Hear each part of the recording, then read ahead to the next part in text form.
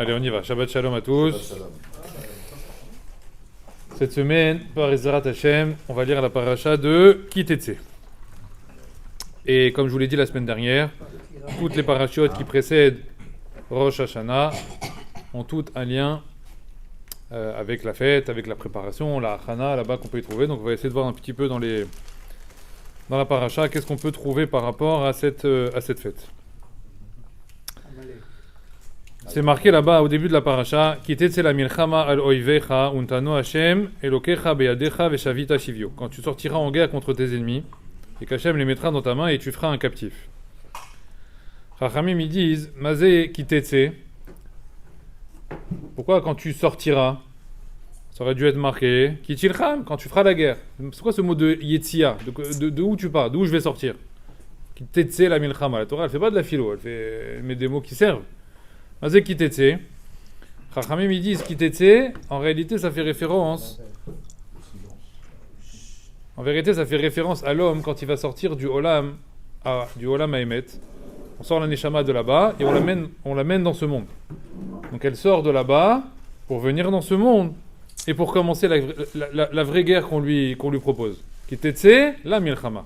La seule raison pour laquelle tu es sorti de là-haut pour venir ici, la seule raison pour laquelle tu es sorti du Olam à Emet pour venir sur terre, c'est quoi? C'est la milchama. Quelle milchama? Pour quelle guerre on est venu? Pour quelle guerre on est venu? Rashi dit Ki tetse la milchama la karta lecha lo dibra Torah et la keneged yetzerara. La Torah ne parle ici que de la guerre qu'on doit mener contre le yetzerara. D'où on le sait que la Torah parle de ça ici?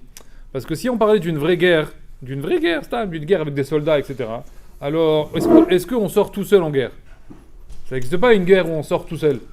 Donc la Torah elle aurait dû dire quoi? Ki tetse où la milchama? Quand au pluriel, quand ils sortiront en guerre, quand vous sortirez en guerre. Alors c'est marqué quoi là-bas? Qui toi, tetse la milchama. Quand toi tu sortiras en guerre et quoi? Et que cette guerre-là tu vas la mener, comment? Tout seul. Alors quelle guerre, Chachamim nous ont demandé? Quelle est la guerre que l'homme y mène quand il est tout seul? Une guerre où il a personne avec lui. C'est la guerre contre lui-même. C'est la guerre contre le Yetzerara qui est à l'intérieur de lui. Ça, personne ne peut mener cette guerre avec toi. La guerre de lui, c'est pas la guerre de lui. Chacun il a ses... chacun il a ses ignanim, chacun il a ses choses à régler et on peut pas faire des comparaisons les uns avec les autres. Alors Hachem dit Ki tetse la milchama alo ivecha, tes ennemis à toi. C'est des tiens qu'on parle. Alors le problème c'est quoi? Le problème c'est que nous on arrive sur terre, on commence à grandir et on est adolescent, après on devient jeune homme, 20 ans, 25 ans et on s'est fait une idée de la vie. On s'est fait une idée de notre venue sur terre. Vous savez que même dans le monde goy, on demande toujours à quelqu'un il faut se demander pourquoi on est là sur Terre. Qu'est-ce qu'on est venu faire dans la vie? Qu'est-ce qu'on veut faire dans la vie? Tout le monde se pose cette question-là. C'est une question normale. Mais Chachamim, ils disent, le problème c'est quoi? C'est qu'en réalité, on va dévier un petit peu. Parce que nous, on va se dire quoi? On est venu sur Terre pour faire quoi? Gagner de l'argent? On est venu pour les femmes. On est venu pour bien manger. On est venu pour acheter des beaux vêtements. On est venu pour partir en vacances. Plein de choses comme ça. Voilà, ça c'est un but. C'est des buts qu'on se donne. Et ces des buts qu'on se donne, le problème c'est quoi? C'est que comme on pense qu'on avance, ce sont des buts qui sont à durée limitée. On va se dire, tiens, où est-ce qu'on part pour les prochaines vacances? Hop, on a 3 mois déjà devant nous, on s'est fait un but de 3 mois. Tiens, quel est le premier costume que je vais acheter? Voilà, 3-4 jours encore, on a avancé. Et on se fait comme ça, des objectifs comme ça, toujours à durée limitée, et on a l'impression qu'on a avancé quelque chose dans la vie. Hachem dit, Zélo tahlit chez Adam. C'est pas ça le but de l'homme. Le but de l'homme, c'est qu'à 25, 30 ans, quand il n'a pas fait à 25, 30, alors à 45, 50, peu importe, mais à un moment donné, il doit se dire quoi? Bah, c'est à tahlit, le dernier. Besof achaim, à la fin. On s'en fout de tout ça, de tout ce qui se passe intermédiaire. Et le problème, c'est qu'on ne se pose pas cette question.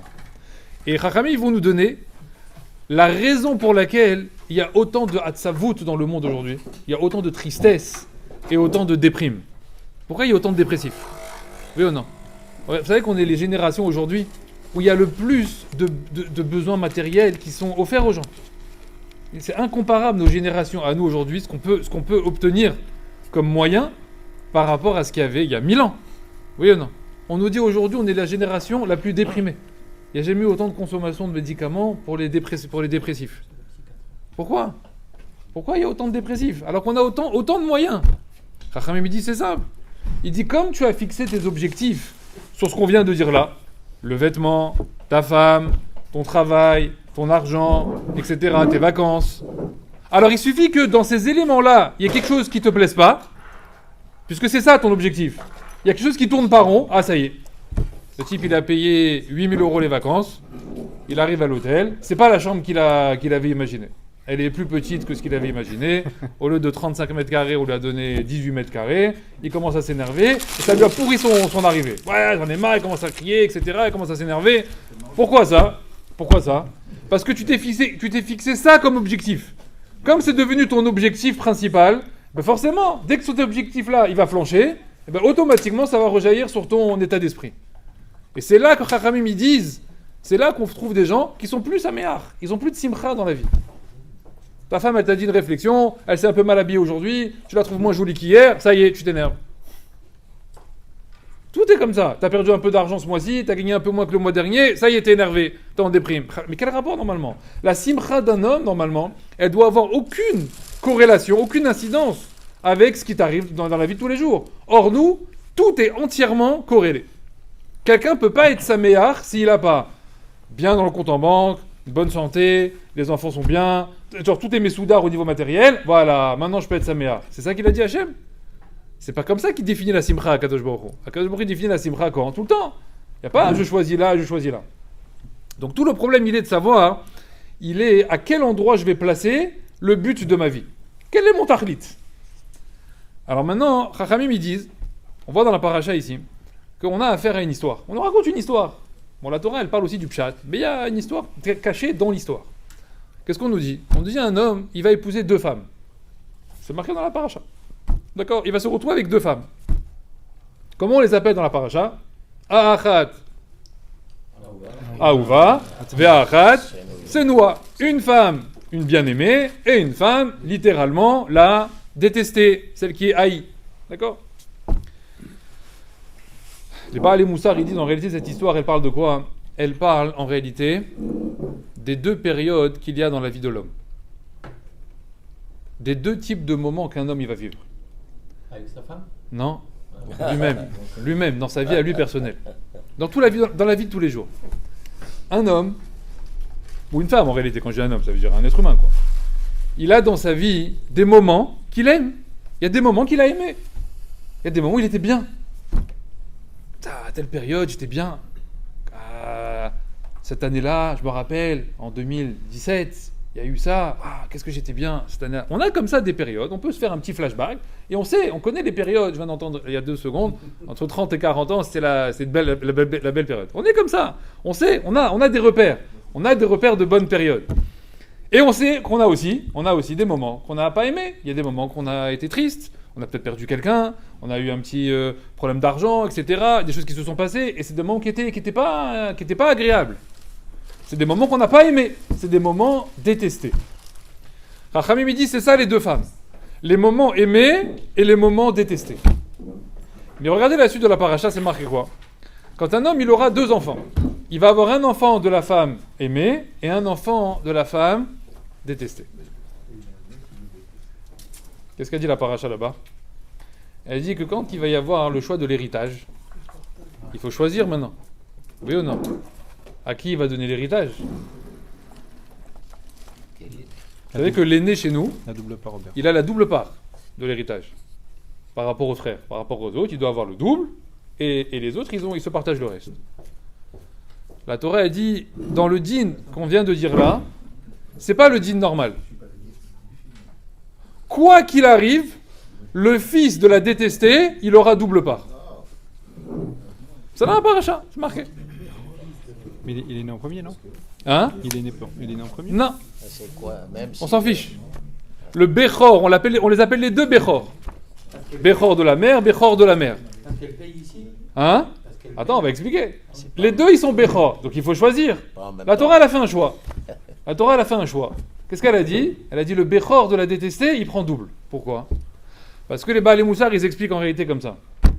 Quand on a des moments dans la vie qu'on aime, des moments où on était bien, on était en bonne santé, on était avec une bonne parnassa, on avait tout allait bien, tout était super, ça coulait. Pendant ces moments-là, tu viens à la tfila, t'as le sourire, tu viens au lit où tu t'assois, t'as du temps, t'aides les gens, quelqu'un a un problème, tu viens l'aider, on te fait quelque chose, tu dis c'est pas grave, mais va taire. Hein, je sais pas, ça va, tout va bien, tu crois que je vais m'énerver maintenant avec lui. Il m'a dit ça, c'est pas grave, hein, laisse tomber.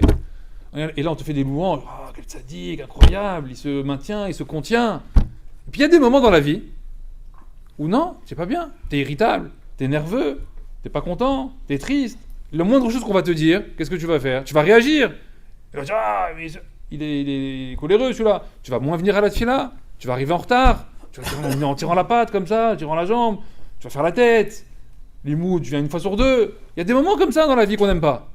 Hachem, il vient te dire, tu sais les moments de ta vie où ça va pas, tu auras double part pour la avoda que tu me fais.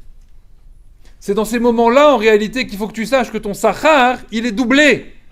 C'est dans ces moments-là, en réalité, que si tu fais des efforts, je te donnerai beaucoup plus que quand tout va bien. Parce que quand tout va bien, quand la kavod, tout va bien. Tu fais une simcha, tu as une brit mila, tu as vu Hachem, je t'ai fait une seouda. Ouais, tu me fais une seouda. Vada, que tu veux me faire alors? Ça fait, je te donne un garçon, tout va bien, une maison, t'as tout ce qu'il faut. Il ne manquerait plus que ça que tu me fasses pas une seouda. Mais quand ça va pas, il y a un peu moins. Tu peux te saigner un petit peu, tu peux sortir quand même l'argent, faire une belle seouda, tu peux faire une belle simcha, tu peux faire quelque chose pour moi. Ah là, Hachem, c'est un peu plus dur. Hein. Là, tu m'as un peu frappé, c'est un peu difficile. Ah, maintenant, laisse-moi tranquille. Maintenant, je fais plus rien. Ah, tu fais plus rien, c'est dommage. Tu sais pourquoi? Parce que l'effort que tu aurais fait là, même moins que l'autre là-bas, il t'aurait payé double. C'est ça que vient nous apprendre la paracha ici. Il faut qu'on sache que les moments où ça va pas, ce sont en réalité des cadeaux d'Hachem. L'inverse. Parce que dans ces moments-là, Hachem, qu'est-ce qu'il veut te donner? Double part. La Gemara Kiddushin, elle dit comme ça. Comment on appelle un jour, une journée, où un homme, il lui arrive que des galères? Que des galères. Le type, du matin au soir, il lui arrivait que des embrouilles. Hein, il s'est levé le matin, jusqu'à qu'il arrive le soir. Hein, c'est une journée noire. Voilà, Black Day. Ça existe ça, Black Day? Comment elle appelle ça, la Gemara? Gemara Kiddushin. Comment elle appelle ce jour-là? Yam Tava. Un bon jour. Un bon jour. C'est bien, c'est un bon jour. Pourquoi c'est un bon jour? Rachid dit parce que dans cette journée-là, tu sais pas combien ta avodat Hachem, elle a de la lumière aux yeux d'Hachem. Tu sais pas combien. Parce que les efforts que tu vas faire, c'est dur, t'es pas bien, t'es triste, et qu'est-ce que tu vas faire? Allez, regarde Hachem, je suis venu quand même à la tfila. Regarde, tu as vu, je suis venu quand même. Je suis venu. Je suis pas resté dans mon lit. Je sais que c'est dur, Hachem dit, je sais que c'est dur. Je sais que c'était très dur de se lever aujourd'hui. Je sais. Ton papa, il est niftar, ça fait 3 jours, t'es pas bien, t'arrives pas à dormir. Regarde Hachem, t'as vu, je suis venu, t'as vu, je suis là. Je suis là. Je suis au limoud, je fais des teilim. Regarde, mais je suis pas bien, je suis triste, la vérité, j'ai envie de tout casser. Mais regarde, je suis là. Maintenant, je vais peut-être faire même un peu moins bien. Je vais peut-être faire même un peu moins bien que ce que je faisais quand j'étais joyeux. Hachem, il dit, c'est pas grave, pas besoin de moins bien. Tu fais quand même la avoda? Tu essaies quand même de te rapprocher de moi? Kol hakavod. C'est Sahar kafoul. Sahar, il est doublé. Le Sahar, il n'est pas quand c'est facile. Le Sahar, il est quand c'est caché, quand c'est difficile. Donc, nous, il ne faut pas qu'on s'angoisse. C'est Rav Dessert qui dit comme ça. Il ne faut pas qu'on s'angoisse quand ça ne va pas. Ça ne va pas, c'est des moments prévus par Hachem. Je crois que la vie, elle est comme ça, rien qu'en montant. Marlim Bakodesh. Je crois que la vie, c'est Marlim Bakodesh. Tu as commencé 20 ans. Ça va aller que comme ça. Non. Des fois, tu descends. Des fois, tu descends très bas. Et des fois, tu arrives à remonter très haut. C'est comme la bourse. D'accord, c'est la même chose. Il ne faut pas s'angoisser quand ça descend. Parce que, comme ça, ils disent les boursiers, ça se finit toujours par remonter. Hein, toujours comme ça. Mais il faut tenir la barque quand ça descend. Il faut tenir la barque en disant quoi? Hachem, il fait ça, il est avec moi, il est en train de m'aider, il va m'aider, et je vais remonter. Le problème qu'on a, nous, c'est que dans ces moments-là, on a l'impression qu'on est abandonné d'Hachem. Et c'est là qu'on commence à avoir de la tristesse, de la tzavout, de l'énervement, de la colère, qui commence à monter, parce on a l'impression que ça, c'est comme si Hachem, il repoussait l'homme. Alors que les Baalei Moussar, ils apprennent l'inverse. Ce sont des moments, à Kadosh Baruch Hu, en réalité, il veut se rapprocher de toi. Il veut t'offrir quelque chose. Donc il te dit, il y a une difficulté qui est là, je vais te demander moins d'efforts. Mais avec le moins d'efforts, tu obtiendras le double de salaire que tu aurais obtenu si c'était bien. Tu arrives à comprendre ça? Alors essaye de travailler, mais je suis avec toi. Ça fait référence à quoi? Ça, c'est un problème classique qui est notre avoda du mois de Elul. C'est la avoda du mois. Il ne faut pas la travailler le jour de Rosh Hashanah ni le jour de Kippour. Il faut la travailler pendant le mois de Elul. C'est uniquement un problème de Emunat Hashem. Uniquement un problème de confiance à Kadosh Baruch Hu. Le problème, c'est que la Emunah, on l'a mal traduite. On l'a sauvé par une croyance. On croit en Hachem. En réalité, ça n'a rien à voir avec ça. Pourquoi ? Parce que des croyances, on en a plein en réalité. Je vous donne un exemple. Vous êtes un petit peu problème de santé. Qui on va voir quand on a un problème de santé ? Docteur. Hein ? Docteur. On va voir le médecin. D'accord ? On va voir un médecin. Tu vas voir le médecin. Le médecin il est en face de toi. Monsieur, je vous ai ausculté. Voilà, il faut prendre ça, ça, ça. Il te donne. Ah, merci. Attends 2 secondes. Qu'est-ce qui fait que maintenant, tu vas suivre ce qu'il dit le médecin ? Qu'est-ce qui fait que... Pourquoi tu vas suivre ce qu'il dit ? Machma que quoi ? Que tu as mis ta émouna, tu as une émouna dans le médecin. Sinon t'es complètement cinglé. Tu as un type, il vient comme ça, avec une barbe, ouais, tu veux que je te soigne ? Non, je vais dans un hôpital, je vais dans un cabinet, etc. Mais moi je vous pose une question. Le médecin, quand il vous donne l'ordonnance, et qu'il vous a dit ce que vous avez, il donne les médicaments. Ouais. T'as vérifié son diplôme ? Tu es parti faire une chakira ? T'as essayé de scruter pour vérifier s'il est vraiment médecin celui-là ? Où est-ce qu'il a eu ses diplômes ? Non, tu lui fais confiance. Oui ou non ? Comment on fait ça ? Comment on arrive à faire une chose pareille ? Quand tu prends un avion, tu montes dans un avion.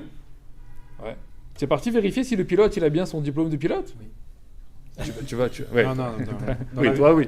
Dans l'avion, les méquilles. Hein ? Dans l'avion, les méquilles. Bah, tu rentres dans un avion.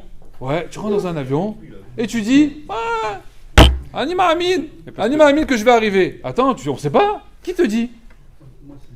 Quand tu achètes à manger, oui ou non, tu vas à la Macolette, tu achètes à manger, tu achètes des produits. Tu vas pas. Personne n'appelle l'usine qui a fabriqué le produit pour être sûr de savoir qu'est-ce qu'ils ont mis dedans. Tu prends l'étiquette, ok, je mange. Mais attends, mais qui t'a dit ? Mahamine, je suis Mahamine dans l'étiquette. Je suis Mahamine dans compagnie Elal. Je suis Mahamine dans hôpital, machin. Mais en réalité, c'est une émouna qui veut rien dire. Parce que tu fais aucune chakira, tu fais aucune vérification. Et pourtant, on fait ça toute la journée. Donc on voit que cette notion de émouna, en réalité, on l'a au quotidien. Et on arrive dans les grandes choses qui nous concernent dans la vie. Et là, la émouna Hachem, elle diminue. Et on s'angoisse, on essaie de trouver des solutions, etc. Alors qu'Hachem, il dit, mais il faut être Mahamine B'Hachem. Alors pourquoi on n'a pas cette émouna en Hachem ? Toute la question, elle va être de savoir comment on arrive justement à cette émouna pendant le mois de Elul. Alors, dans la paracha de la semaine, paracha de Kitetse, c'est la paracha, il faut savoir, qui a le plus de mitzvot de toute la Torah.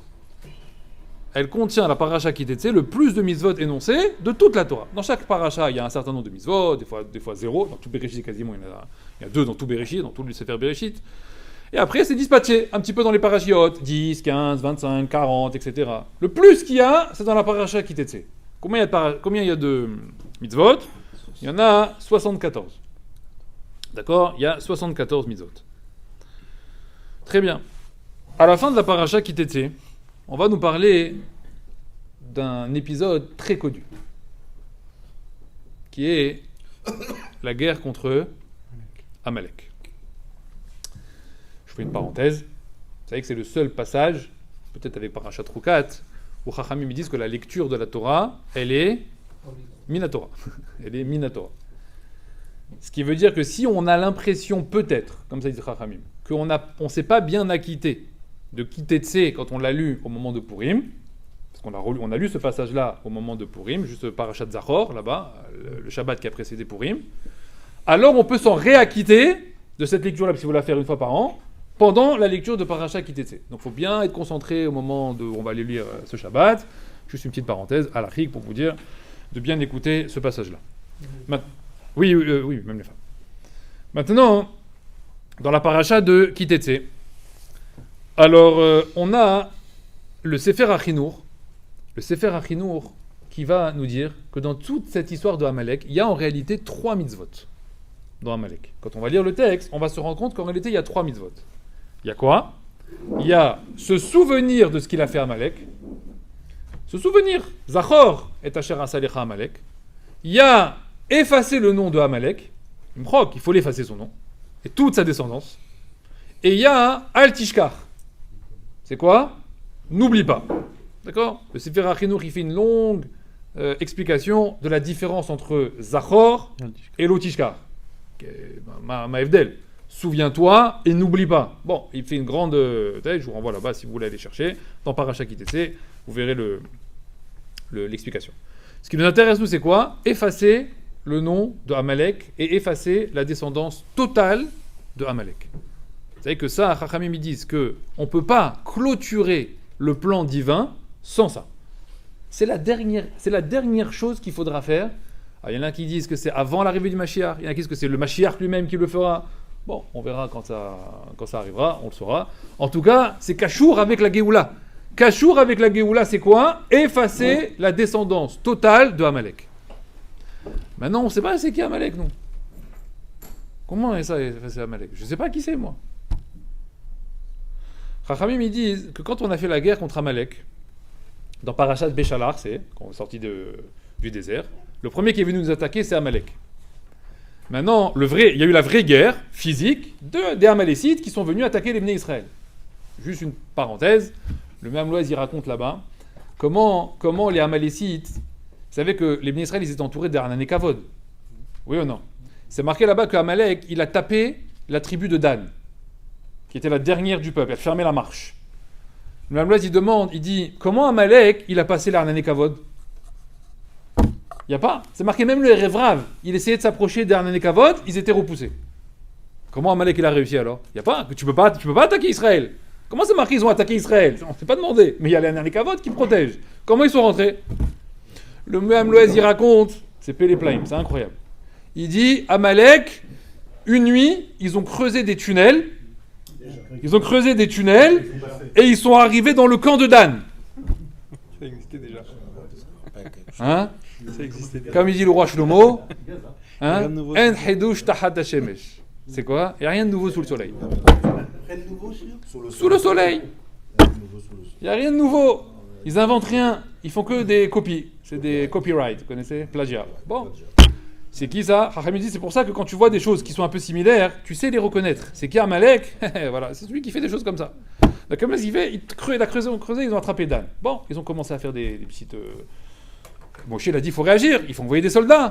Qui l'a envoyé? Yehoshua. Yehoshua, soit qui va mener la guerre, etc. Pour plein de raisons, il a pris là-bas Yehoshua, c'est pas la question. Mais Rashi nous dit que Moshe il a dû choisir des gens craignant la faute, des gens qui sont Yereshamaim, Giborim, des gens qui étaient forts. Mais aussi, il nous dit là-bas Rashi, des gens qui étaient capables, des soldats qui étaient capables de briser la sorcellerie de Amalek. Qu'est-ce que ça veut dire cette phrase? Alors en réalité, Amalek, c'était des sorciers. Ils faisaient des kishoufim, ils faisaient des trucs bizarres, etc., avec les forces d'impurs, etc. Et c'est comme ça qu'ils arrivaient aussi à s'approcher du camp d'Israël. Alors comment il fallait faire? Ça veut dire choisir des gens qui étaient capables de contrecarrer la sorcellerie de Amalek. Ça veut dire ça. Et au début de Rachim, ils disent qu'en réalité, Moshe, il a pris des soldats que des gens qui étaient nés à Darsheni. C'était eux les meilleurs soldats. Pourquoi c'était les meilleurs soldats? Parce que la sorcellerie n'a d'impact et elle n'a d'action que sur les mazalotes. D'accord? La sorcellerie, elle joue sur les mazalotes, elle joue sur les astres, et c'est comme ça qu'elle arrive à faire descendre sa sorcellerie. Le seul mois de l'année qui est pas Alpi Mazal, qui n'est pas dans les 12 constellations, c'est lequel? C'est Adar Sheni. Donc tout celui qui est né à Adar Sheni, c'est une grande force. C'est quelqu'un qui est né, même jusqu'à aujourd'hui, qui est né à Adar Sheni, il est au-dessus des mazalotes. C'est-à-dire, même si quelqu'un un jour il fait un truc sur lui, il dit des vrais, rien, tu peux rien faire avec lui. Adar Sheni, c'est au-dessus. Donc Moshe il a pris que des gens à Adar Sheni et il les a envoyés en guerre. Très bien. Moshe, qu'est-ce qu'il a fait pendant ce temps-là? Il était, on nous dit, au sommet de la montagne. Il avait deux copains à côté de lui. C'était qui? Aaron et Chour. Et on nous dit que Moshe Rabbeinu faisait des tfilotes. Et là, il y a un truc bizarre. Masechet Rosh Hashanah. Elle raconte l'histoire. Une Mishnah là-bas. Elle dit quoi? Elle dit que Moshe Rabbeinu, il levait les mains au ciel. Et quand il levait les mains au ciel, Gavar Israël, ils arrivaient à gagner. Et quand Moshe, il faiblissait, il baissait les mains, alors c'est Amalek qui gagnait. Gavar Amalek. Qu'est-ce qu'il faisait à Aaron et Chour? Chacun, il lui tenait un bras en l'air comme ça, pour que Moshe il puisse garder les mains en l'air et prier. La Mishnah, elle demande, elle dit quoi? C'est les mains de Moshe qui font gagner la guerre et qui font perdre la guerre? Quel rapport maintenant? Il dit non, la Gemara elle répond, elle explique là-bas. Elle dit quand Moshe il avait les mains en l'air, alors le Ham Israël qui était en bas, il regardait vers le haut. Et quand Moshe il avait les mains en bas, alors le Ham Israël il baissait la tête. C'est quoi, il regardait vers le haut? Il regardait vers Hachem. Quand il regardait vers Hachem, ça veut dire quoi? On a Emouna, on a une guerre à mener. Mais on a Emouna Hachem. Quand tu as Emouna, Gavar Israël. Tu perds la Emouna, Gavar Amalek. Donc tout un problème de quoi? Un problème d'Emouna, un problème de Bitachon Bachem. Ça, c'était juste l'intro. Dans Parashat Béchalach. Mais il descendait les bras. Pourquoi il descendait les bras? Fatigue. Parce que le peuple, c'est Ken, le contraire. fatigue. Il priait en même temps. Il priait, Tfilote. Ouais, Pilote avec. Tfilote, exactement. Maintenant, regardez, c'est marqué comme ça dans Parashat Béchalach. À la fin de la Parashat Béchalach, à la fin de l'histoire d'Amalek, va y avoir de la vraie histoire, pas le Zecher de Kitetsé. Là-bas, il y a la vraie histoire, va y avoir Amalek, il est venu, on lui a fait la guerre, Bérifidim, etc. Et à la fin, c'est marqué là-bas, Moshe Rabbeinu, enfin Hachem parle à Moshe, et il lui dit comme ça. Zikaron ba sefer vesim beozne Yehoshua. Fais-en un souvenir dans le livre, ça veut dire marque-le en tant que souvenir dans le livre, et place cette histoire, ça place tout ce qui vient de se passer, beozne Yehoshua, aux oreilles de Yehoshua, pour perpétuer le conte de cette histoire. Le Baal HaTurim, il dit comme ça, il dit, si tu prends Zikaron ba sefer vesim beozne, Rachetevot, tu prends les premières lettres, d'accord? Zikaron ba sefer vesim beozne, il dit, tu obtiens le mot Zvuv. Basé Zvuv, une mouche. Comme ça, il dit Baal HaTurim. Il dit pourquoi? Parce qu'Amalek, il dit comme ça. Parce qu'Amalek, il est qu'Zvuv. Il est comme une mouche. Voilà, Baal HaTurim. Et il nous laisse comme ça. Comme ça, il nous laisse. Qu'est-ce que ça veut dire, ça, il est comme une mouche? Les moussards, ils expliquent. Il dit, regardez. Il dit, c'est quoi la caractéristique d'une mouche? Une mouche, elle vient t'embêter. Hein? Elle vient comme ça, elle est là autour de toi, elle vient t'embêter. Tu lui mets un coup comme ça, tu fais un truc comme ça, tu tapes comme ça, etc. Qu'est-ce qu'elle fait la mouche? Elle revient. Elle route pas. Route pas. Mais quoi, je comprends pas. Tu n'as pas peur de l'homme? Je viens de te faire comme ça. Tu reviens? Elle revient, elle retourne comme ça. Elle te narre comme ça, elle te met comme ça sur la tête, tu mets sur le bras, et tu fais comme ça, et elle revient sur le bras, et sur le pied, et elle s'arrête pas. Je dis, mais c'est pas possible, elle crouse pas, elle a pas compris que là je suis en train de je vais la tuer, la prochaine fois qu'elle va me dire, je vais la tuer, j'ai pas peur. Lo yare, Hachamim me disent, ça c'est Amalek. Pourquoi c'est Amalek? Lo yare Shamaim. Moi j'ai pas peur d'Hachem. Moi je peux attaquer Israël, moi j'en ai rien à faire. Comment on combat Amalek? Yirat Shamaim. Tu as Yirat Shamaim, lui il a pas Yirat Shamaim, c'est comme ça que tu combats Amalek. Maintenant écoutez bien. Dans la Gemara Sota, je vais vous lire une petite histoire. On fait une petite histoire ensemble. Gemara Sota. Daf Kaf Amoud Aleph. Alors je vous lis dans le texte, c'est plus joli, non? Dans le texte, que je vous le traduise direct. On va lire ensemble. Amar Rav Yehuda Amar Shmuel. Il a dit Rabbi Yehuda au nom de Shmuel. Mishum Rabbi Meir au nom de Rabbi Meir. C'est Rabbi Meir qui parle. Rabbi Meir, il a raconté une histoire qui lui est arrivée. Keshaïti Lamad Torah Etzel Rabbi Akiva. Voilà quand j'étais étudiant, quand j'étais l'élève de Rabbi Akiva. Haïti Metil Kankantum Letor Adio. Rabbi Meir, il était quoi? C'était quoi son métier à Rabbi Meir? Il était scribe, il était sophère. Il écrivait des siffrés Torah, des mezuzot, des parchemins, etc. Il dit quand j'étais l'élève de Rabbi Akiva, voilà, j'avais l'habitude quand j'écrivais mes parchemins de rajouter dans le dio, de rajouter dans l'encre un produit qui s'appelle Kankantum. D'accord? Et il dit Rabbi Meir, Velo Amarli Davar. Et le Rav, il m'a jamais rien dit. Il m'a jamais réprimandé sur ça. Qu'est-ce que ça fait Kankantum? Kankantum, en réalité, c'était un produit qui permettait d'épaissir l'encre, de la rendre plus solide, de la rendre plus forte, plus chazak, moins fluide, moins éphémère. D'accord? De lui donner vraiment plus de consistance. Vous allez voir pourquoi ça va être peut-être un problème. Et il dit, Rabbi Akiva, il m'a vu faire ça pendant des années, il m'a jamais rien dit, il m'a jamais réprimandé sur ça. Keshe Bati Etzel Rabbi Ishmael. Et quand j'ai été étudié chez Rabbi Ishmael, Amarli, il m'a dit, Béni, mon fils, Ma melartecha, quel est ton travail? Amartilo, je lui ai dit, Lavla Rani, je suis sophère, je suis scribe. Amarli, il m'a dit, Béni, mon fils, Eve Zahir, fais très attention. Chez melartecha, melechet shamaim hi. Ton travail, c'est un travail, pas du quotidien. C'est un travail, mais les chet shamaim. C'est un travail pur, c'est un travail kadosh. Fais très attention à ce travail. Pourquoi? Shema tarsir otachat, otatir otachat. Que peut-être tu pourrais oublier une lettre, rajouter une lettre. À l'époque, il ne faut pas oublier qu'on n'a pas d'ordinateur. Pour écrire un Sefer Torah, faut se baser sur un Sefer Torah dont on est sûr qu'il est cachère déjà, parce que, voilà. Et il faut avoir une vraie massorette. Si tu trouves un Sefer Torah qui est pas soul, le scribe il doit savoir. Non, c'est pas comme ça qu'il faut écrire. Il faut qu'il sache tout. Donc il lui dit fais très attention. Quand tu fais ton Sefer Torah, quand tu fais tes parchemins, peut-être tu vas rajouter une lettre, peut-être tu vas oublier une lettre. Et quoi? Venimtset, et il va se trouver Ata machariv et kol haolam kulo. Et tu pourrais être à l'origine de quelqu'un qui va détruire le monde entier. Avec une lettre. Rashi donne un exemple. Il dit, si maintenant par exemple, il se trompe et il dit Bereshit, Bara Elohim, c'est marqué comme ça. Et au lieu de mettre Bara, il rajoute un Vav à Bara. Il rajoute un Vav, ça fait quoi? Bereshit, Barou, Elohim, et Hashamayim et Haaretz. Barou c'est quoi? Ils ont créé. Qui? Au pluriel. Wow. Tu détruis le monde entier. Bara Elohim, il est tout seul à avoir créé le monde. Tu rajoutes un Vav, ça détruit Kol Haolam Kulo. Donc fais très attention à ton travail.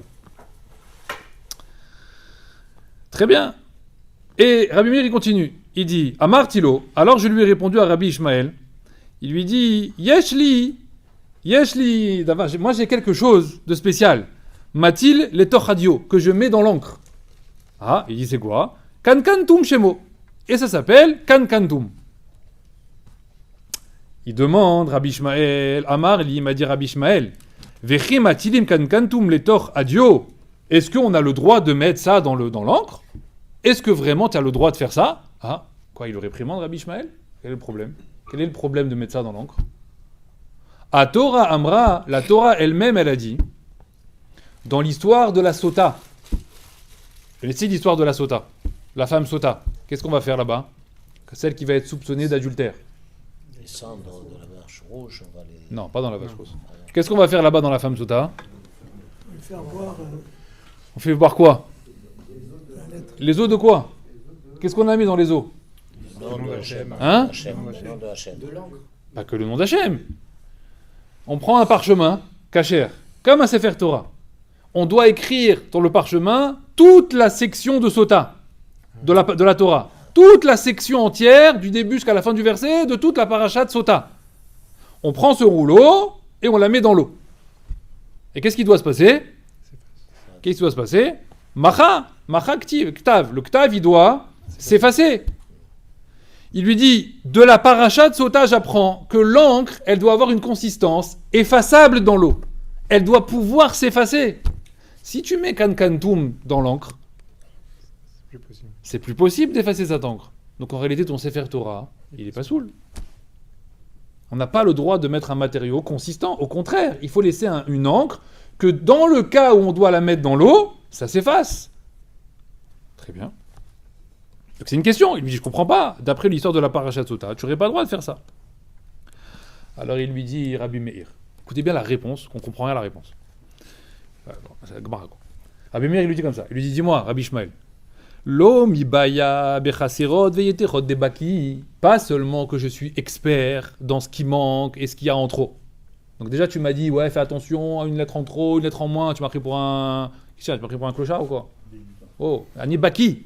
Des Baki Ani, il a dit. Baki. Tu connais quelqu'un de Baki, toi, dans le Sefer Torah, sans comment dire... voilà, sans exemple. Ça veut dire sans recopier. Moi, je te fais un Sefer Torah sans recopier. Il lui dit. Ni Chaserot, ni Yeterot. Ni il y a en trop, ni il y a en moins. Donc, Ani Baki. Donc ça, déjà, Baki Ana. Mais, Afilou... Mais, regarde à quoi je fais attention. Les mechash, je fais très attention, les zvouv, à la mouche. Ah, ça on commence à... Que quoi? Dilma, athée, peut-être elle va venir la mouche. Elle va venir la mouche, avec ses ailes, etc. Veyati va taguer des dalet. Elle va se poser sur le tag, sur la couronne d'un dalet. Ou machikle, et avec ses ailes et avec ses pattes, elle va effacer la lettre. Ou mashvele resh. Et ça va devenir un resh. Voilà à quoi je fais très attention. Et c'est pour ça que je mets Kan Kantoum dans le parchemin. Et c'est pour ça que mon maître Rabbi Akiva, il m'a jamais rien dit. Voilà. Nigmar Asipour, fin de l'histoire. Si on reste comme ça va être compliqué.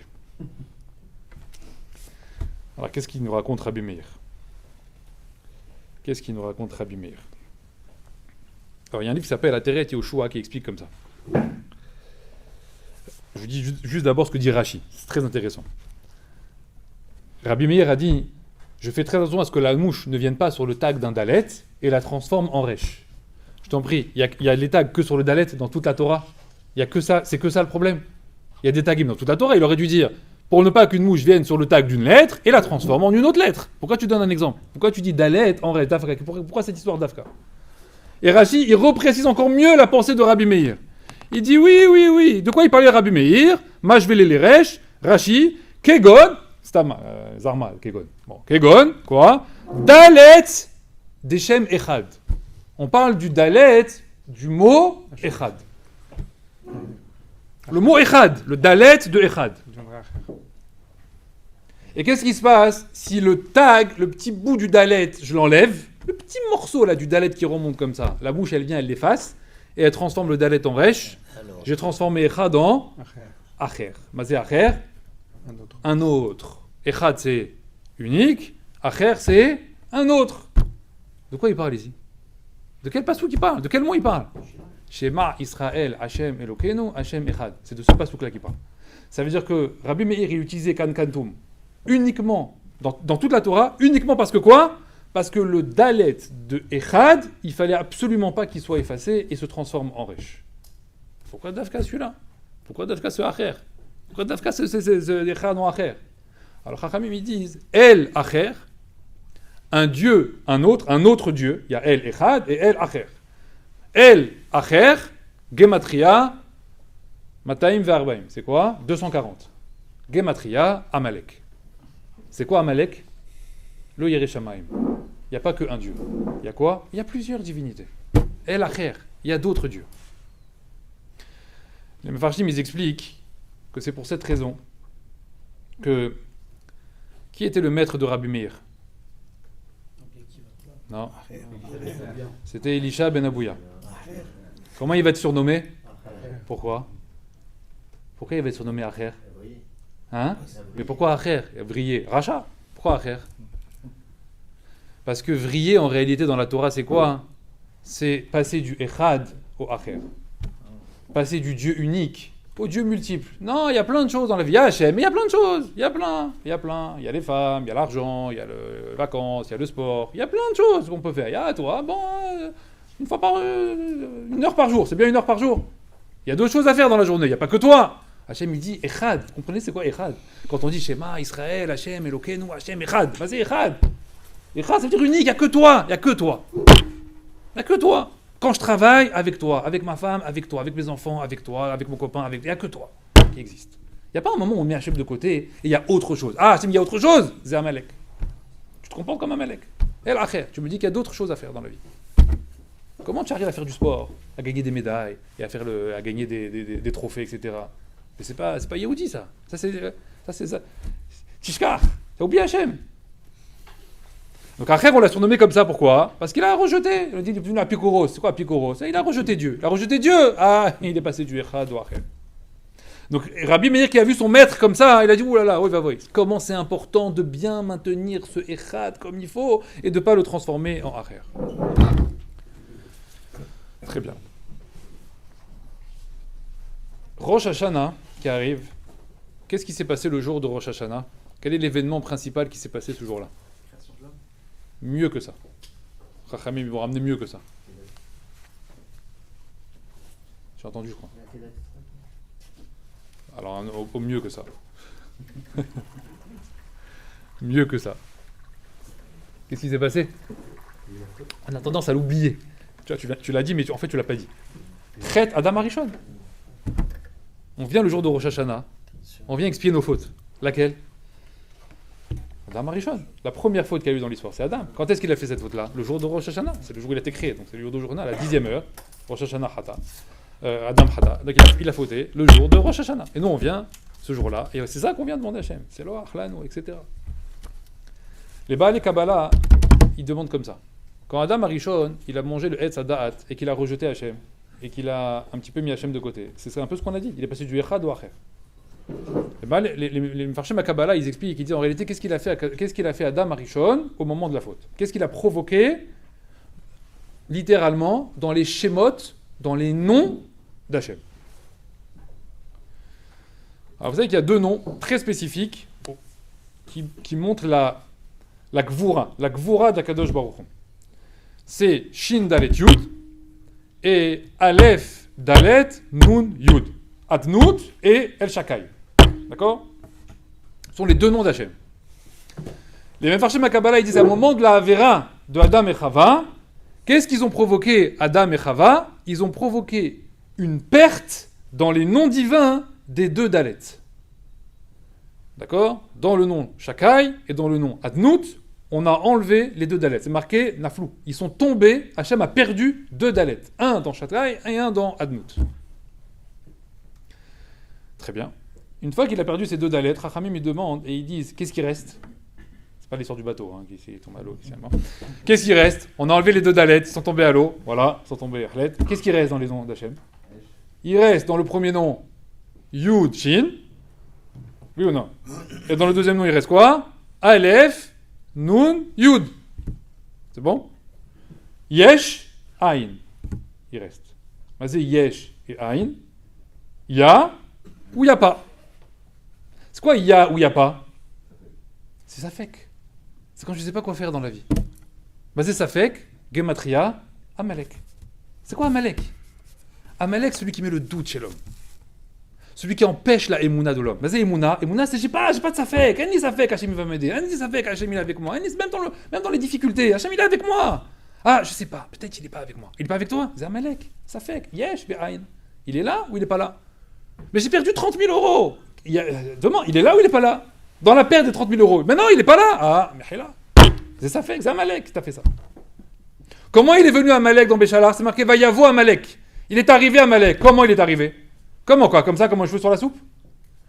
Regardez là-bas le texte Béchalar. Juste avant Vayavo Amalek, il y a une phrase des Bnei Israël. Ils ont posé une question à Moshe. Et ils ont dit comme ça. C'est mes forages dans le texte. C'est un pasouk de la Torah. Juste avant Vayavo Amalek. Ils ont dit comme ça. Aïm yesh Hashem bekir benu im aïn.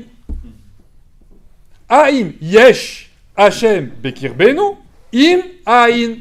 Est-ce qu'il y a Hashem parmi nous ou il n'y a pas? Il y a ou il n'y a pas? Safek. Vas-y Safek, Vayavo Amalek. Amalek il est arrivé. Hachamim me disent, ne crois pas qu'Amalek c'est une armée de soldats avec des kalachnikovs, des sabres et dès que je vois Amalek, je le combats. Tu n'as pas compris. Amalek, il est à l'intérieur de toi. Amalek, c'est toi-même. Tu te combats, c'est la milchama lo ivecha. C'est toi, Amalek, qui le crée. C'est toi qui te l'amène sur toi. Comment? Mais ça fait, quand tu as des sfekot dans la vie. Or, c'est marqué dans la... Farshim halacha. Dans la halacha, c'est marqué comme ça. Comment on donne la simcha à quelqu'un? La plus grande simcha. La plus grande simcha de quelqu'un, c'est quoi? Yotse Adam mina safek. Quand un homme, il sort du doute. Quand on pose une question de halacha, quand on pose une sheila de halacha, c'est qu'on a un doute. Quand tu es dans ce doute-là, attention, tu es à la croisée des chemins entre Yehudi et Amalek. Tu demandes au Rav, le Rav il te répond. Comment il te répond le Rav? Avec quoi? Avec un psak. C'est les mêmes lettres que Safek. Il a pris ton Safek, il l'a transformé en psak. C'est les mêmes lettres. Il a enlevé ton doute, il te l'a fait une vadaout. Tu as un doute? Voilà, maintenant c'est comme ça qu'il faut faire. Et Rashi il va dire dans Parashat Ekev. Et si le Rav il se trompe, on s'en fiche. C'est pas grave. Il s'est trompé, alors c'est pas grave. L'essentiel, c'est pas de savoir si c'est vrai ou pas ce qu'il a dit. L'essentiel, c'est qu'il t'a fait passer du doute à la vadaout. Donc c'est pas la peine après d'aller chercher des noises. Oui, mais j'ai un autre Rav, il m'a dit là-bas que tatati et tatata. Tu n'as pas compris. Le Rav, il parle, Hachem, il dit, je suis d'accord avec lui maintenant. Voilà. Tu le trouveras nulle part écrit, il s'est trompé, mais moi maintenant je suis d'accord avec lui. Pourquoi? Parce que c'est le Rav, il a parlé, c'est comme ça. Comme ça dit Rashi. Tu suivras le Rav, quand il te dit que la droite, il te montre sa main droite, il te dit c'est à gauche. Il est fou, là. Et quand la gauche, il te dit, elle est à droite. Et Rachid te dit, voilà, c'est comme ça qu'Hachem veut que je fasse. Il faut que tu suives le Rav comme ça. Mais il dit n'importe quoi, c'est marqué.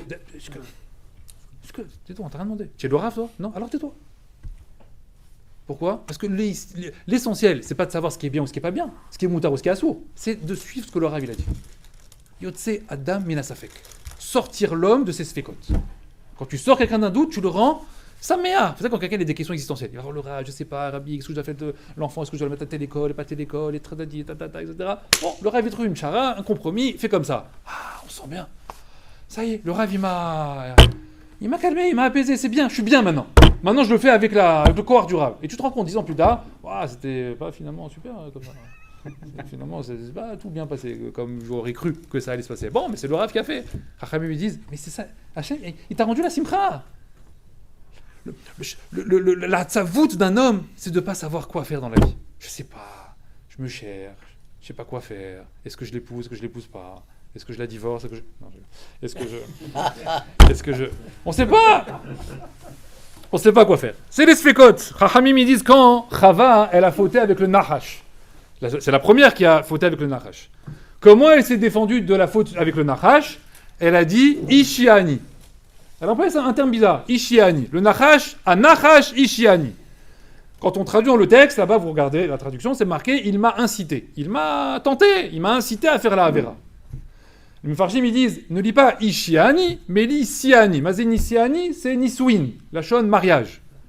Il a voulu avoir une relation avec Rava, plein de Mefarshim en parlent, etc. Mais les Chachamim, ils disent, regarde bien aussi également les mots qu'elle a employés Rava. Shiani, c'est les mots à l'intérieur de quoi? Yesh, Ain. Shiani, Yesh, Ain. Qu'est-ce qui m'a fait le Nachash? Il m'a mis le doute. Il m'a mis le safek. Je ne savais plus.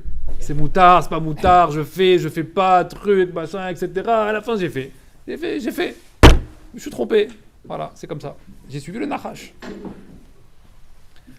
Qu'est-ce qu'il a entraîné le Nachash? Il a entraîné que Adam et Chava, ils sont passés du Echad au Acher. Et c'est ça ce qu'Hachem il leur reproche. Maintenant, à réparer. Nous, on arrive des générations plus tard et on doit faire le tikkun de Adam Arishon. Ce tikkun de Adam Arishon, il doit se faire quand? C'est marqué de toutes les générations. Toutes les générations doivent y passer. De faire bien attention que Adam et Chava, ils ont transformé 2 Dalet en Resh. 2 Dalet, ils les ont transformés en Resh. 2 Dalet, on a perdu. Donc il faut les récupérer, ces Dalet. C'est marqué dans la guerre contre Amalek qu'on doit la mener quand? Cette guerre. Dans le texte, c'est marqué quoi? Toutes les générations. Comment c'est marqué? D'or. Midor. De génération en génération. Mazé midor. Dalet resh.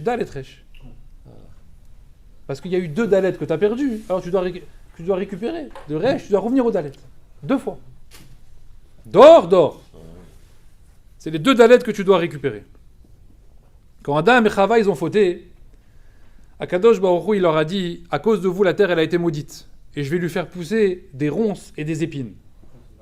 Kotz vedardar, c'est marqué. Mazé kotz vedardar, des épines et des ronces.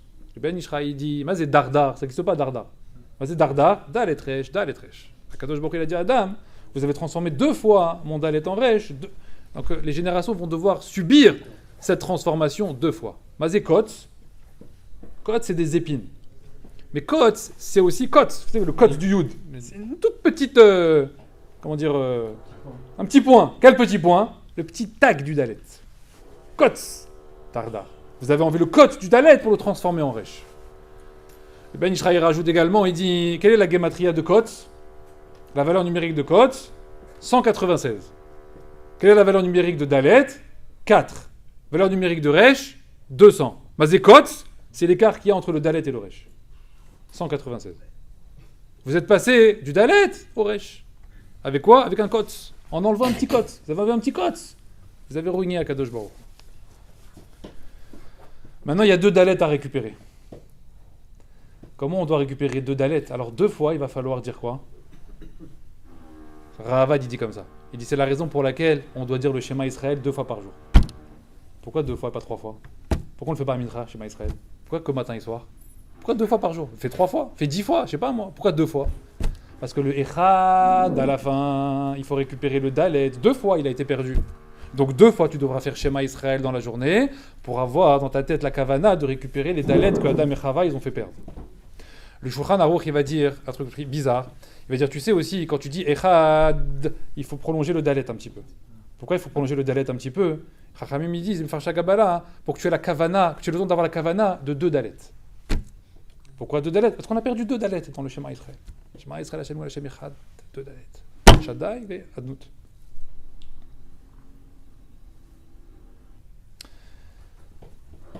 Yaakov Avinu. Yaakov Avinu, comment il devait s'appeler Yaakov? Comment il devait s'appeler Yaakov? Il devait s'appeler Aikev. Puisqu'il tenait Ekev Esav. Oui ou non? Il tenait le talon de Esav. Pourquoi son nom il est devenu Yaakov? Comment il est devenu Yaakov son nom? D'où il vient ce Yud? C'est conjugué. Non, pas conjugué, c'est un prénom. D'où il vient ce Yud? Ouais. Hein? Non. Chachamim ils disent que quand il est né Yaakov, il tenait le talon de Esav dans la main. Au Chezet, Ba'akev Esav Beyado. Il tenait le talon d'Esav dans la main. Or, quand Esav il est né, comment on l'a appelé? Assouï. Il était tout fait. Assouï. Pourquoi on l'appelle Esav? Pourquoi tu l'as enlevé son Yud? Chezet, Ba'akev Esav. J'ai pris la fin. Yaakov il dit, j'ai attrapé la fin du nom de Esav et j'ai récupéré son Yud. Maintenant, je suis devenu Yaakov et lui, il est resté Esav. Mais comment il devait s'appeler Yaakov? Il devait s'appeler Ekev. Le Harizal, il va dire comme ça. Il va dire, la beauté de Yaakov, c'est les Mefarshim qui disent comme ça, la beauté de Yaakov Avinu, elle est comparable à la beauté de Adam Arishon.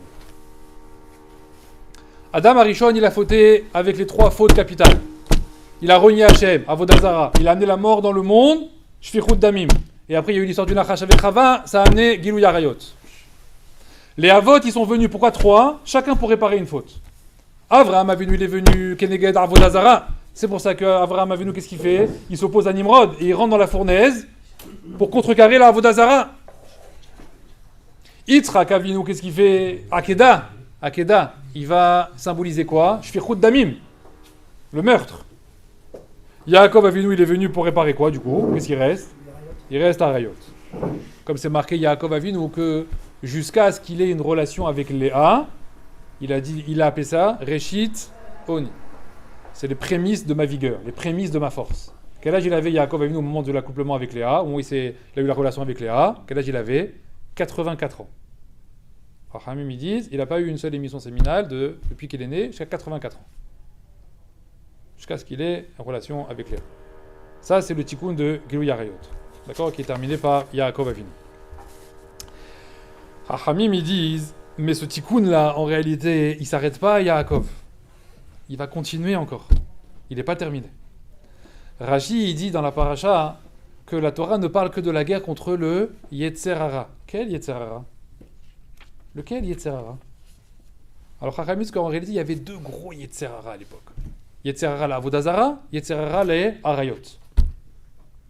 Le Yetzer Hara de la Avodah Zara, Chachamim batlou. Chachamim, ils l'ont annulé. Masechet Yoma, ils ont fait des interviews. À la fin du Beth Amikdash, il n'y a plus Avodah Zara. C'est terminé. Il n'y a plus quelqu'un qui a envie de se prosterner devant une idole, etc.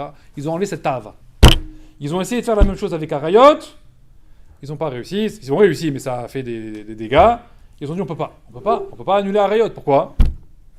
Parce que les gens ils ont besoin d'avoir des ta'avot, même dans le moutard, avec leurs femmes, etc. Donc on ne peut pas annuler la ta'ava de Arayot. Donc ils l'ont laissé. Ils ont été obligés de la laisser. Mais quand en la laissant, nous il nous a mis en galère aussi. Parce que ok, il y a le moutard, mais il y a l'interdit aussi. Il nous reste un Yetzer Hara qui est très fort. Rashi il dit Dibra Torah Kenegel à Yetzer Hara. C'est pas qu'il dit que la milchama de l'homme quand il est venu sur terre. Quel Yetzer Hara il lui reste? Le Yetzer Hara de Arayot. Maintenant, pour terminer le tikkun de Adam Arishon. Il reste le Yetzer du Mammon aussi. C'est un peu de Avodah Zara. Un peu Avodah Zara, mais moins que Arayot. Maintenant, c'est marqué comme ça. Dans la Gemara Brachot, c'est marqué que le nom que porte quelqu'un, le Shem, le nom que porte quelqu'un, c'est marqué, il a une influence, il a une hashpa'a sur ce qu'il va faire. La Gemara demande un exemple, elle dit demande un exemple de quelqu'un avec le nom qui a une influence. Elle dit, tu sais, Ruth par exemple, elle dit Ruth. Tu sais pourquoi on l'a appelée Ruth? En fait, c'était pas son nom, Ruth, c'était son nom de converti. À la base, elle était moabite, elle s'appelait pas comme ça. Alors pourquoi on l'a appelée Ruth? Il dit parce que Ruth, c'est la shon irvat, quelqu'un qui va, parce qu'elle va donner naissance à quelqu'un qui va irvat Hashem betirot ou tishbachot. Beshirot ou tishbachot. Parce qu'elle va donner naissance à quelqu'un qui va irvat abreuver Hashem de louange. Qui c'est? David. David Amelech, qui va écrire les Teilim. D'accord? Donc on l'a appelé Ruth, la shon irvat. Chachamim lui demande, disent, ok, très joli. Très joli. Mais David, pourquoi on l'a appelé David? Il n'existe pas ce nom. C'est un nom qui n'existe pas. Avant David, il n'y a pas David. Il y a Abraham, Yitzhak, Yaakov, Reuven, Shimon, Lévi, Yehuda. On connaît les noms des bénis Israël. David, ça n'existe pas. D'où il sort ce nom David, Birlal? Pourquoi il s'appelle comme ça? Qui c'est David Amelech? David Amelech, Chachamim, ils disent dans la Kabbalah qu'il ne pouvait pas venir au monde. Il ne pouvait pas venir au monde. C'est marqué qu'Akadosh Baruch Hu, il a montré à Adam Arishon toutes les générations jusqu'à la fin des temps. Et Hachem, il lui montre l'ascendant du Mashiach. Comment il le voit? Il voit un fœtus et il meurt. Il voit un fœtus et il meurt. Il voit un fœtus et il meurt. Adam Arishon, il dit, mais c'est quoi ça? Il dit, ça, c'est l'ancêtre du Mashiach. Il dit, mais pourquoi je vois le fœtus et il meurt? Je vois le fœtus et il meurt. Il dit, il n'a pas de d'aide pour vivre. Il dit pourquoi? Il dit parce qu'aucune année n'a été décrétée sur lui. Je ne peux pas lui rajouter des jours. Adam Arishon, il dit, je peux lui donner moi? Je peux lui offrir des années? Hachem, il dit, oui, tu peux. Combien tu veux lui donner? 70 ans. Ok, sur 1000 ans que j'avais à vivre, je vivrai 930, je lui donne 70. C'est bien? Hachem dit, quoi la kavod? 4 caf, on tape la main, c'est bon, on a fait un shtar, il vivra 70 ans. À quel âge il est mort, David? 70 ans, comme par hasard. Bon, c'est normal, c'est le tikkun de Adam Arishon. Si c'est le tikkun de Adam Arishon, qu'est-ce qu'il doit réparer? Hein? Qu'est-ce qu'il doit réparer? Dalet. Il doit réparer 2 Dalet. Dae, Vav, Dei. C'est le nom de David. Dalet, Ve, Dalet. C'est pour ça qu'on l'a appelé comme ça. C'est quoi David? Il doit réparer 2 Dalet. David, ça n'existe pas. Nous, on a ponctué David. Bon, on s'en fiche en réalité. En fait, c'est pas comme ça qu'il s'appelle. Comment on l'appelle David? Dalet, Ve, Dalet. Attention, toi. Tu as un tikkun de Adam Arishon. 2 Dalet, tu dois réparer. Dalet, Ve, Dalet.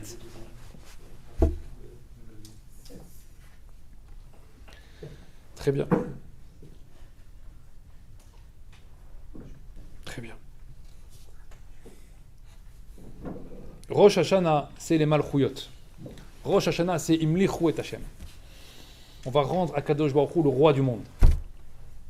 On va témoigner sur Hashem qu'il est le roi, qu'il est le Melech Haolam. Dans les Malchuyot, dans le Seder à Malchuyot de la Tfila de Rosh Hashanah, on va commencer par un texte. Quel est le premier texte qui symbolise la Malchut d'Hachem? Vous le verrez dans le livre. C'est quoi? C'est un texte que vous connaissez. Mais on ne sait pas que c'est ça.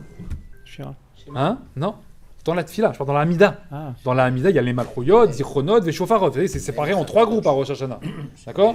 Dans les Malchuyot, le premier texte qui symbolise la Malchut, c'est quoi? Non. C'est Allez-nous les Shabéar. C'est le texte de Allez-nous les Shabéar qu'on lit à la fin de la Tfila. Il est en plein milieu de la Hamida. Allez-nous les Shabéar, la Donakol. Ça, Chachamim dit, c'est quoi ça? C'est les Malchuyot. C'est le début des Malchuyot. C'est comme ça qu'on est Mlichou et Hashem, qu'on rend à Kadosh Baruch Hu Melech. Pourquoi? Parce que dans Allez-nous les Shabéar, il y a 2 paragraphes. Et les 2 se terminent par quoi? Par un Dalet.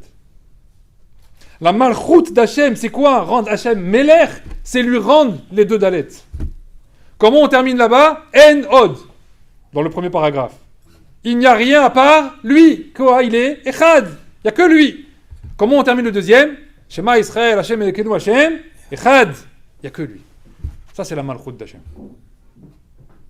C'est quoi rendre Hachem Melech? Hachem Melech, ça veut dire que moi, j'existe plus. Tant que j'existe, tant que j'ai envie de faire des choses pour moi dans la vie, Hachem, il dit, Anilo Melech. Attends Melech. Toi, tu es Melech. Tu es Melech dans ta maison, tu es Melech avec tes amis, tu es Melech au travail. Quoi la cavote? On va te mettre plein de couronnes sur la tête. Voilà, c'est toi Melech Haolam, c'est toi le roi du monde. Le king. Hein? Ta femme, elle te dit souvent comme ça. Tu prends pour le king? Tu prends pour le roi? Oui, la vérité, c'est vrai. Tu te prends pour un roi. Or, on arrive à Rosh Hashanah. Vous avez vu les textes qu'on dit? Même pendant les sirot. Vous avez vu les textes qu'on dit? Shoalim, Kedalim, Kerashim. Comment on est? Comme des pauvres, comme des mendiants. Rien. Chafel. Il n'y a rien du tout. Rien. Quand on sortira en guerre contre le Yetzer Hara, il va falloir combattre. Chachamim, ils disent dans la Gemara, comment on combat le Yetzer Hara? Il y a 3 manières de le combattre. Torah, Limud Torah. La Gemara Brachot, elle dit, t'arrives pas avec Limud Torah? T'as pas réussi? Alors, Kara et Shema, Koré et Shema, lis le Kirat Shema. Quoi, Shema, c'est plus que Torah? Shema, c'est plus que Torah? Torah, Limud Torah, c'est plus que Torah. C'est plus, c'est un darga supplémentaire. C'est plus que Torah. T'arrives pas avec ça? Fais avec ça. T'arrives pas avec ça, hein? Alors, je te donne une dernière cartouche. Comment dernière cartouche? Souviens-toi du jour de ta mort. On m'a dit comme ça.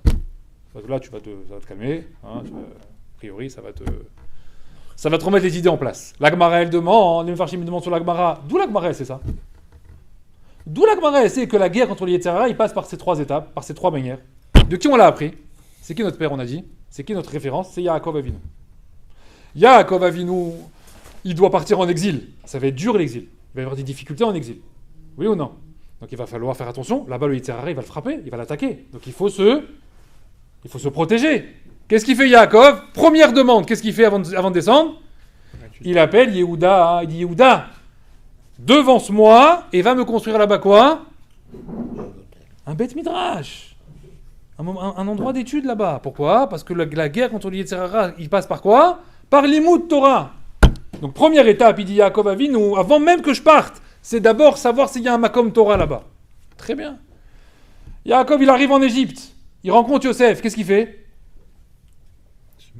Koré et Shema. Il lit le Shema Israël avec Yosef. Tiens, c'est bizarre. Et qu'est-ce qu'il lui dit immédiatement? Maintenant, il lui dit Arshav, Apam, Yachol Lamot. Maintenant, je peux mourir. Maintenant, je peux mourir tranquille. Yaakov, il nous a appris les 3 étapes. Les 3 éléments qui vont faire qu'un homme, il peut combattre le Yetzer Hara. Maintenant, on va terminer sur ça. Je vous ai parlé de Emouna au départ. Je parlais de Bitachon, de confiance en Hachem. Et on a dit qu'on met notre confiance dans plein de choses. Qu'est-ce qui nous empêche? Qu'est-ce qui est l'obstacle à cette Emouna en Akadosh Baruch Hu? Pourquoi on n'arrive pas à le faire comme avec le médecin ou comme avec le pilote d'avion? Pourquoi on ne s'en remet pas complètement à lui? Pourquoi on flanche dès qu'il y a quelque chose qui ne va pas? Pourquoi on a l'impression qu'il nous abandonne quand ça tourne pas rond? D'ailleurs, vous savez qu'entre parenthèses, je ne vous l'ai pas dit, mais c'est très, très, très important. On a une mitzvah de tfila dans la tfila. Une mitzvah minatora. C'est laquelle? C'est le Shema Israël. Tout le reste, c'est des Rabbanan. Le seul texte, la seule phrase qui est minatora, tous les matins à dire, c'est laquelle? Shema Israël, Hashem Elokeinu, Hashem Echad. S'il y a bien une phrase sur laquelle il faut se concentrer, ok, c'est bien la phrase du Shema Israël. Mais la question, elle est aussi de savoir, mais qu'est-ce que je dis dans Shema Israël?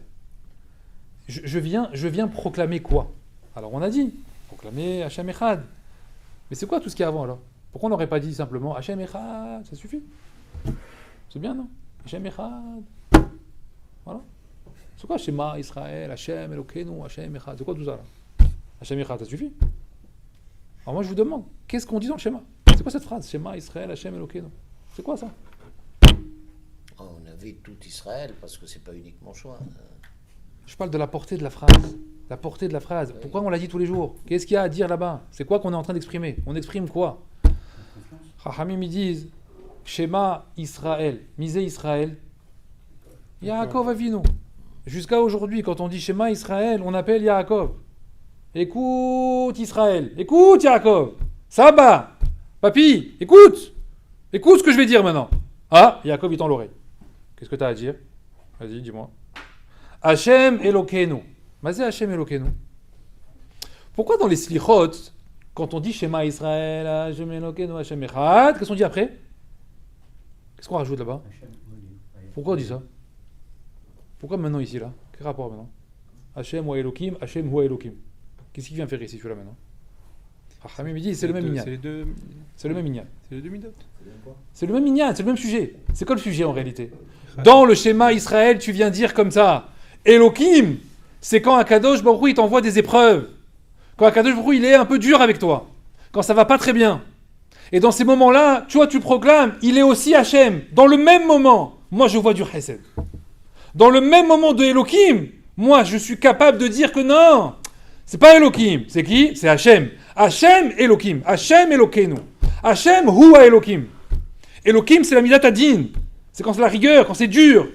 Je vous ai dit au début, quand on vit des moments, des journées difficiles, on dit « Ah, Hachem, il est plus là. Voilà, Hachem, il m'a abandonné. » Non! On attend de toi à ce moment-là que tu proclames quoi? Hachem Elokeinu. Yudke Vavke, le chesed, la midat à chesed, elle est à l'intérieur de la midat adin. Il n'y a pas midat adin et demain midat à chesed. Ça n'existe pas. La midat adin, elle est inclue dans la midat à chesed. Donc moi, je dois être capable de dire que quand j'ai une épreuve, quoi? Waouh, quel chesed! Quel chesed, quel simcha, Hachem wa Elokim! Hachem, ouais, c'est ça Hachem wa Elokim! Et Hachem, il est quoi? Echad! Echad, Hachem et Elokim, c'est le même. Il n'y a pas Hachem, Yudke, Vavke, et Elokim de là-bas. Il n'y a pas il est bien, il n'est pas bien. Il fait le tov, il fait le ra. Mais c'est tov vera. C'est ça, etz ada'at. Etz ada'at, tov vera, c'est l'arbre qui t'a fait croire qu'en réalité, il y avait du tov d'un côté, et il y avait du ra de l'autre. C'est pas vrai! Nous, quand on vient le matin, qu'est-ce qu'on dit? Hachem bara et akol. Hachem, il a tout créé. On dit pas bara et tov et ara. Hachem bara et akol. Il a tout créé le samedi matin, c'est ça ce qu'on dit là-dessus là. Yotzer et akol. Boré, tout, il a tout créé, tout ensemble. Tout, c'est le même inyan. Il n'y a pas un Dieu du bien et un Dieu du mal. Et Hachem, il est quoi? Comme il a dit à Avraham, que les tovatra, que les anatra. Tout ce que je fais, même quand je te tords un petit peu la vis, je serre un peu la vis. Hein, c'est dur, hein? Ce jour-là, il était difficile. Misé, qui je suis? Qui tu es? Hachem, Yudke Vavke. Je le dis, regarde, je le dis. Regarde, aujourd'hui c'était dur. Hier, je m'as fait galérer. Et je viens demain matin, je dis quoi? Hachem Elokeinu. Hachem Echad. C'est ça le Shema Israël. Et j'arrive le soir. Ma journée, elle a été catastrophique. J'ai passé une journée Leicester. J'arrive le soir. Hachem Elokeinu. Hachem Echad. Oh, c'est ça que tu es en train de me dire. Mais tu le dis avec Havana. Parce qu'Hachem, il regarde. Il dit, tu t'es plaint toute la journée. Et tu dis, regarde, Shema Israël, Hachem Echad. Tu me prends pour un imbécile? Tu crois que je sais pas qu'en réalité, tu fais rien du tout? Tu t'es plaint de moi toute la journée. Qu'est-ce qu'on doit faire? Il dit Rav Dessler, rien, tu dis rien. Tu dis rien, tu attends le soir. Hachem, tu vas voir ce que je vais faire. Tu vas voir ce que je vais faire. Je t'attends. Là, tu m'attends? Tu vas voir. J'arrive le soir. Hachem Elokeinu. Hachem Echad. T'as vu ce que j'ai fait? Tu m'as fait galérer, hein? Je suis capable de dire que tout ça, c'est Midat HaChesed qu'il a fait. Que pour mon bien. Mais ça, pour y arriver, Chachamim me disent, pour arriver à cette Emouna-là, quel travail il faut faire pendant le mois de Elul? Quel travail il faut faire? Il faut prendre ton Ani, il faut prendre ta personne et l'annuler. Parce que tant que tu auras une existence par toi-même, tu auras l'impression que dès qu'on t'a fait quelque chose, on t'a enlevé quelque chose. Ah, Hachem, il m'a enlevé ci, il m'a enlevé ça, il m'a pris ci, il m'a pris comme ça, etc. Mon Ani, l'ego de l'homme, la gava de l'homme. Le Ani, c'est ce qui empêche à l'homme d'avancer.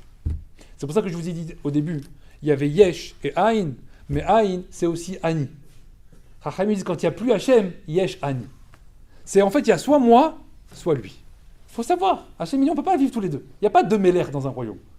Qui tu veux? On va arriver à Rosh Hashanah. Ah, t'as Mélère, ah, t'as Mélère, attends, Ani Mélère. Mais si moi, Ani Mélère, toi, t'es quoi? Alors, t'es plus rien. Ah non, moi, je suis quand même... Attends, je suis un patron, quand même. Tu es un patron. Alors, Ani lo Mélère. Hachem, c'est pas grave. Tu vas être Mélère, sois Mélère. Mais moi, je ne serai pas Mélère avec toi. Le vrai Mélère, c'est celui qui est capable de couronner Hachem Mélère. Hachem, il dit, ça, c'est un vrai. Ça, c'est un vrai Yehudi. Ça, c'est un vrai fils que j'ai. C'est pas qu'on dit toujours Avinu Malkeinu, c'est toi le Melech Haolam. Tant qu'un homme il aura ce Ani-là qui sera développé, il ne pourra pas avancer. Notre Emouna, elle dépend uniquement de ça, de notre ego, de notre volonté à vouloir profiter des choses vers nous. Vous savez que énormément de choses, des réponses qu'on a, des gestes qu'on a, les comportements qu'on a, même des hashkafot des fois. On a des marchavot, on développe des idées, on développe des trucs et à n'en plus finir, et on essaie de faire ça, etc. En réalité, qui c'est qui parle? Qui c'est qui parle? C'est ton Ani qui parle. Tu veux tout arranger à ta sauce.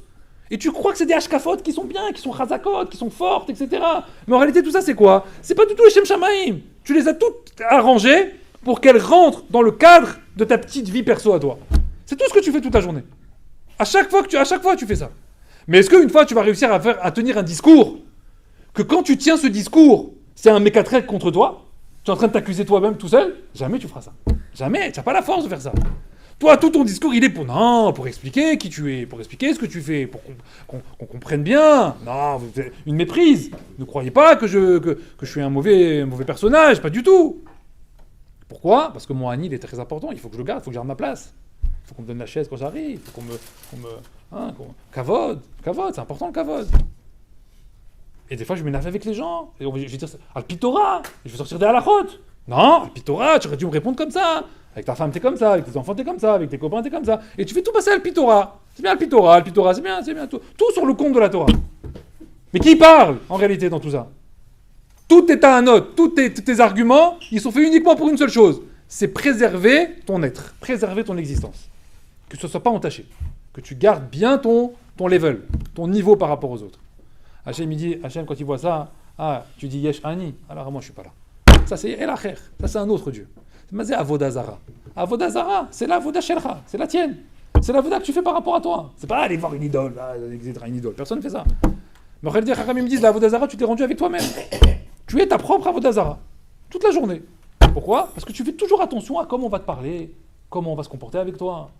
Hein, et tu supportes plus rien. Hachem me dit, tant que tu seras comme ça, moi je suis pas dans ton monde, à toi tu seras tout seul. Chachamim, ils disent, c'est exactement ça, la Ma'ala de tout le mois de Elul. Tout le mois de Elul n'est basé que sur ça. On ne peut pas arriver à Rosh Hashanah et croire qu'on va dire à Hachem qu'il est Melech si on ne s'est pas pendant quelques jours, quelques semaines avant, conditionné à quoi ? À s'annuler complètement. C'est ça le travail. Je pourrais dire qu'il est Melech quand je serais rien. Mais si je suis quelqu'un, j'ai dit, laisse tomber, je vais passer à quelqu'un d'autre. Toi, tu n'y arriveras pas. C'est pour ça que les Mefarshim, il faudrait que des fois, on croit que les Mefarshim, ils font des rémazim pour rigoler. Ouais. Ils nous ont dit Elul, Raché Tevot, Ani les Dodi, Vedodini. Waouh, Kolakavod, magnifique, super. Je suis à mon bien-aimé est à moi. Waouh, magnifique, c'est une belle phrase, etc. Qu'est-ce qu'elle veut dire cette phrase ? Cette phrase, elle est le résumé de tout ce que je viens de vous dire. Si vous arrivez à retenir ça, c'est magnifique. Pourquoi ? Parce que qu'est-ce qu'on est en train de dire pendant le mois de Elul ? Ani, mon Ani, les Dodi, il est que pour toi. Je te rends tout. Hachem, il répond, il dit Vedodi, li. Alors Hachem, il sera pour moi. Si Hachem, il sera avec toi, quand ton Ani, il sera les Dodi. Si ton Ani, il est que pour Hachem, c'est que quand tu vas parler dans la vie, que pour les Shem Shamayim, que pour le Kavod d'Hachem. Tout est comme ça. Si tout est dirigé dans tes comportements, dans tes réponses, pour le Kavod d'Hachem, Hachem, il dit les Dodi, li. Alors moi, je serai pour toi. Moi, je viendrai avec toi, je te soutiendrai, y a pas de problème. Comment ça commence, ça ? Comment ça commence ? Le point de départ, je vous le donne, et après je vous laisse. Le point de départ de tout ça. Parce que ça, c'est notre lien avec Akadosh Baruch Hu. Mais Hachem dit attention, parce que dans ce monde-là, vous ne vivez pas tout seul. Hein ? Il y a un monde, il y a plein de gens autour de vous. Il y a des gens autour de vous. Alors écoutez bien cette phrase. Non, je préfère que vous reteniez celle-là plutôt que Ani les Dodi. Les deux. Hein, les deux ? On va réussir. Si vous retenez celle-là, alors on aura gagné tout le chiour. Écoutez bien ce qu'ils disent les Chachamim. Une phrase. Ils disent, tu auras avancé dans la vie d'une étape et tu te seras rapproché d'Hachem quand tu auras compris que le Olam Hazé de ton ami est plus important que ton Olam Haba à toi. Ce qui veut dire qu'à partir du moment où tu comprends qu'il ne faut pas déranger les autres dans ce monde-là, ça c'est plus important que toi, ta Torah, ta Tfila, tes mitzvot, les Olam Haba. Le Olam Haba, voilà, j'ai gagné Olam Haba. Mais en gagnant Olam Haba, tu viens de fracasser Olam Hazé de ton ami. Tu as fait du bruit, tu l'as dérangé. Gezel Shena, tu l'as réveillé, il dormait. Ici, tu l'as mal parlé, là, tu l'as vexé, là, tu l'as parlé comme ça, etc. Ouais, mais j'ai gagné Olam Haba. Hachem dit rien du tout. Shum Davar, t'as rien gagné du tout. Le Olam Hazé de l'autre, il passe avant ton Olam Haba. Si tu retiens ça, alors Hachem il dit j'accepte déjà de parler avec toi. Déjà j'accepte de me rapprocher de toi. Après on discutera de Ani les Dodi et Dodili. Mais d'abord occupe-toi des autres. Regarde ce que tu provoques chez les autres. Oublie ton Olam Haba. Occupe-toi du Olam Hazé des autres. Hachem dit ça sera déjà une grande ma'ala chez toi. Bezrat Hachem, Shabbat Shalom, qu'Akadosh Baruch Hu nous amène plein de fautes et de bonnes pour tout le monde. Rabbi Hanania.